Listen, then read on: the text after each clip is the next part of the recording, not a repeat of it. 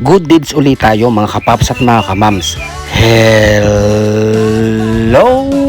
mga kapaps at mga kamams. Kumusta na kayong lahat diyan? Magandang buhay! Mga kapaps at mga kamams, nandito tayo sa Indang Public Market.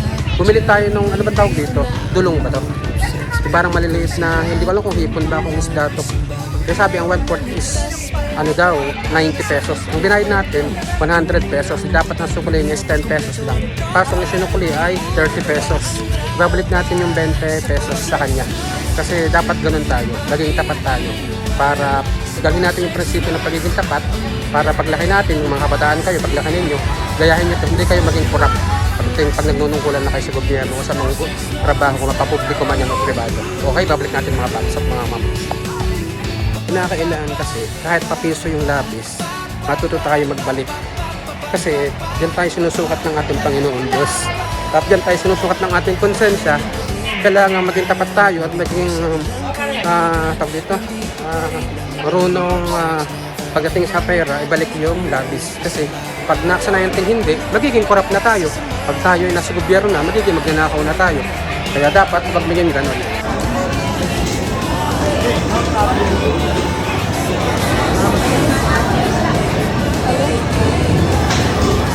Hello ate, di ba bumili ako sa'yo nito? Ano nga ba tawag dito? Ano po, dulong? Dulong. Eh sabi niyo 90 ang 1/4. Ang binigay ko 100. Eh labis yung sukli mo ng 20. Ayan. Labis kayo ng sukli. Lulugi eh. Kailangan maging tapat tayo. Paano tayo corrupt? Salamat. Ayun mga kapaps at mga kamas. Naibalik na natin yung labis sa sukli ng 20. Laking lugi rin yung 20 ah. Kaya dapat matuto tayo sa ating sarili na maging tapat. Ayan, ganyan ako pinalaki ng aking mga magulang, ng aking tatay, ng aking nanay, kami magkakapatid. Kaya never kami talaga mag-angkin o mag-ahum ng di amin. Siyempre pag nasanay ka sa ganun, magiging corrupt ka eh. Kaya ngayon, kung may panasipyo kang tao, lagi tayong ganun ang pamantayan sa buhay. Ang hindi sa atin ay ibalik. Boss, gano'n ba siyang kayo? Kung siya, nandito, kasama namin. Kaway kayo dyan, sa likod.